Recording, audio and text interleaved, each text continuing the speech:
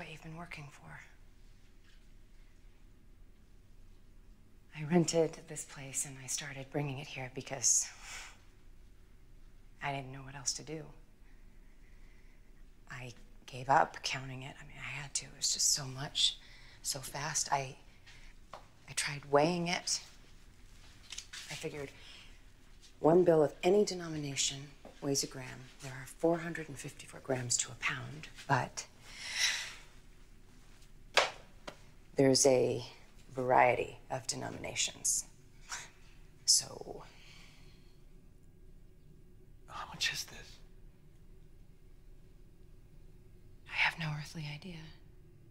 So Bryan, I mean, Walter White has done some very bad things, but this series, I think, seems to be about him becoming unlikable almost. I mean, that must have been quite a challenge, that he's the character who now, kind of everyone almost loved to hate, or hated to love, I guess. And now he's now seems to me to be becoming much more difficult to love. I mean, was that something you discussed in terms of, he had to go much darker and darker than the character? Well, in the broad strokes, I knew from the very beginning, before we shot anything, that this was a character who was going to go from good to bad. And so there was going to be that transition, and where along that spectrum where those turns going to be made was still left undecided, really. We didn't know exactly the route, but we knew it was going to go from A to Z, and now we find ourselves with 8 episodes left to shoot. We still haven't shot those. Right. And that'll be it. So I don't know where it's going. You don't know where it's going? I don't know where it's going. I was going to ask you, I mean, I don't expect you to reveal anything. No, I don't know. Do you know anything about where it's going? I don't know. I don't ask, and Really? No.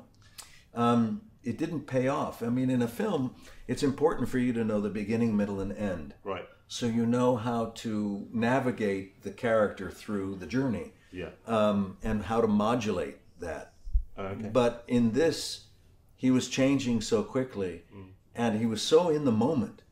The idea of looking forward for Walter White is absurd, because he's got to survive the twists and turns now That he's creating. that he's creating on its own. But so he's just barely able to manage that.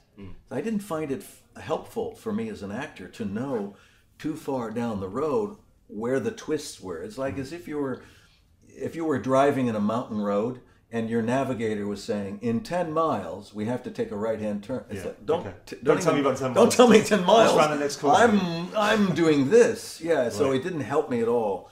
And so it's as if I'm on the ride with the audience. Yes. Because I'm only reading the episodes about 3 to 5 days before I start shooting them. I mean, that is helpful for the character, isn't it? Because the character is obviously, it's more naturalistic. The character would not have any knowledge foreknowledge of what's happening. It really helps me that way. Yeah.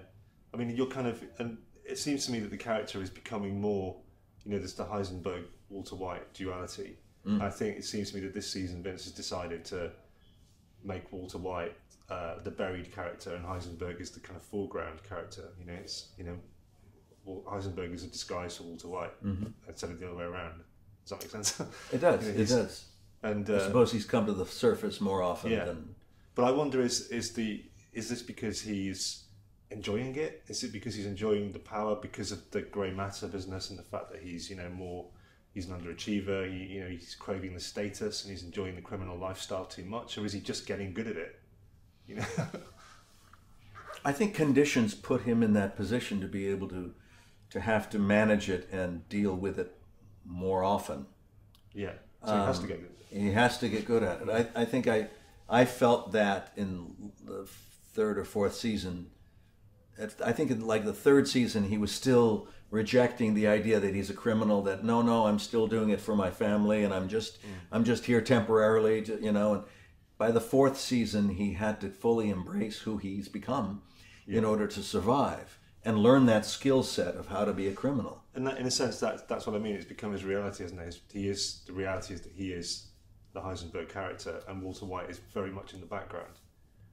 I think so. I think it's become more of a necessity. He needs more of the ability of Heisenberg and less of Walter White. Yeah. Now you listen to me. You've got the greatest meth cook in America. No, the 2 greatest meth cooks in America right here. And with our skills, you'll earn more from that 35% than you ever would on your own. Yeah, so you say. Just wondering why we're so lucky. Why cut us in? Mike is retiring from our crew, so his share of the partnership is available if you can handle his end, distribution. And if you give him $5 million of the $15 million that you brought today, just think of it as a finder's fee for bringing us together. That scene where he talks to, where he meets the new distributors in the desert is a fantastic opening scene, probably my favourite opening scene in the whole show, where he just wants the respect of the status with these people, which is a long way removed from that horrid killing of the guys in the caravan in the camper van in the first episode, isn't it? You know, he wants that say my name moment. He wants that kind of that respect from this world that he's in. It's not only that he wants the respect. What hit me in that sequence is that he's demanding it. Yeah, he's forcing them to respect me. He doesn't tell them. He draws it out of them. This is what you're going to do.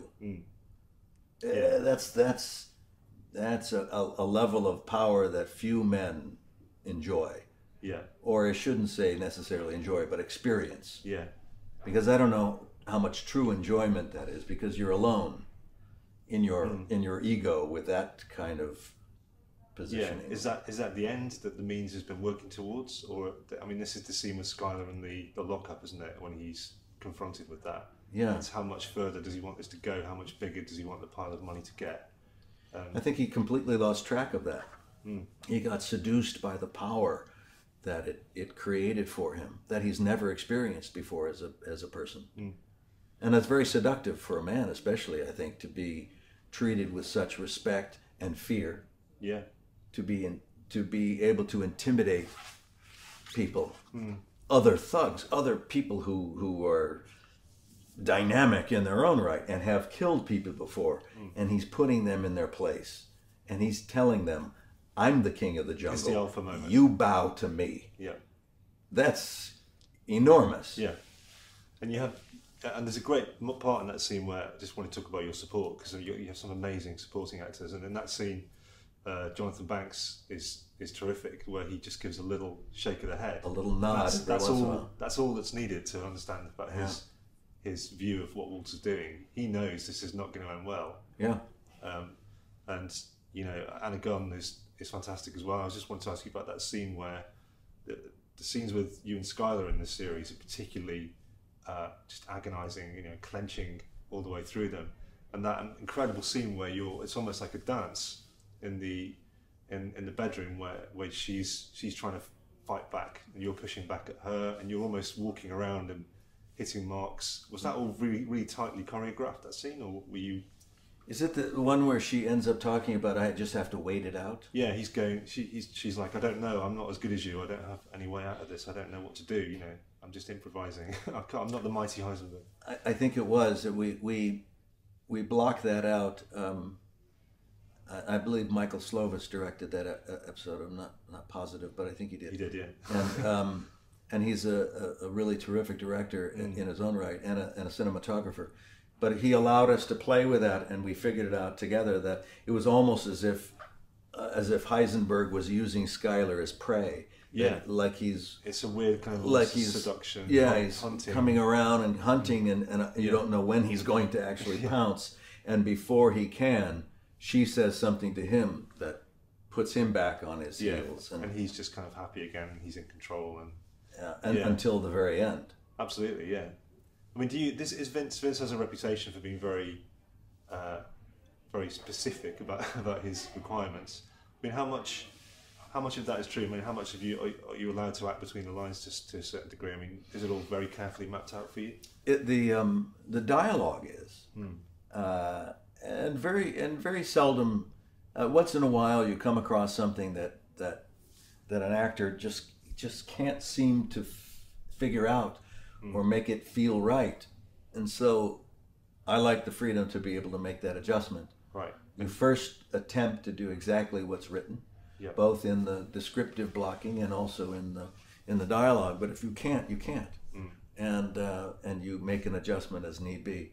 In this, I think we saw it as a seduction scene, Yeah. as a scene that he's ready to pounce on her, as a, you know, she's being stalked, and then all of a sudden we realize that she has a secret weapon.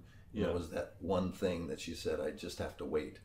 And Yeah, for the cancer to come back. He completely doesn't know what she's talking about. Wait, Yeah. wait for what? Yeah. For the cancer to come back and for you to die. Because he feels invincible. The idea that Right. anything could possibly compromise. In fact, at that moment, the idea of that, the reality that I was going to die of cancer at some point was lost to me. Yeah. Because of what's going on right here. So, I mean, I think that's what's so brilliant about the writing, and what gives us the freedom to be able to block that scene, as it were. And I mean, another great supporter is Aaron Paul, who's, I mean, in a sense, that first series, you know, I know Vince was thinking of killing Aaron Paul off in the end, that first series, not Aaron Paul, his character. Yeah. But he was, you know, and he realised that his performance was too good, and your relationship, the on-screen relationship, was so vivid. I mean, he's such, in a way, you could look at Breaking Bad almost as Jesse's story, just as you could look at it as Walter's story, couldn't you, in a sense, because he's been through one hell of a journey as well. Well, that's good writing, is when it looks like all the characters have their own personal journey. Yeah. And they do. And you look at all of them. Look at Skylar, who seemingly we thought was impenetrable as far as succumbing to those weaknesses of greed and that sort of thing. But even she has her own level of immorality. Yeah. She could break bad at any Yeah, time. it's like, and that truly tells me, and through this experience, it shows that anyone is susceptible to this, to becoming dangerous. Yeah, I mean, and even the good characters is what I love about the show. The fact that there's no real black and white, good bad. There's characters like Hank, who's, you know, an upstanding man of the law, but isn't above, you know, beating a witness up or cutting corners. And what's exciting in a sense is the Hank versus Walter circling or possibility of a clash it's been there since really early on, hasn't it? And I think finally the thrilling thing about the last episode, or the midpoint, is the fact that now Hank is onto him. And it strikes me that it's the first time that Walter's been off guard, really. He's always been ahead of everybody else. He's always been wary of everybody else. Wary, but not ahead. Certainly Gus Fring was ahead of me in every step. But he's been informed, hasn't he? He's been wary, and he's kind of aware that there's danger around him. And now he's not aware, and Hank is onto him. Right. And so that's going to be a very interesting conclusion. Do you guys talk about where you think it's going to go, or do you just go with it? I mean, there is some speculation, which is natural, but no, I don't occupy that space because I mean, I truly mean this. What I hope, because I don't know how this is going to end, but what I hope is that it ends exactly how Vince Gilligan wants it to end. Yeah. Well, he has the artistic power to do that, I guess, now, doesn't he? It's been his pen that has guided us thus far, so it's natural and deserved. He's not going to get the network saying, "Can we give this guy a happy ending? And can we make sure?" No. Remember Breaking Bad? Yeah. That's the key word there. Yeah. It's bad. We've got a real setup with the machine gun thing, haven't we? And who knows where that's going to go. Who knows? Yeah. You heard of a company called Gray Matter? Well, I co-founded it in grad school with a couple of friends of mine. Actually, I was the one who named it. And back then, it was just small time. We had a couple patents pending, but nothing earth-shattering. Of course, we all knew the potential. Now we were going to take the world by storm. And then something happened between the three of us, and I'm not going to go into detail, but for personal reasons, I decided to leave the company, and I sold my share to my two partners. I took a buyout for $5,000. Now, at the time, that was a lot of money for me. Care to guess what that company is worth now? Millions? Billions, with a B.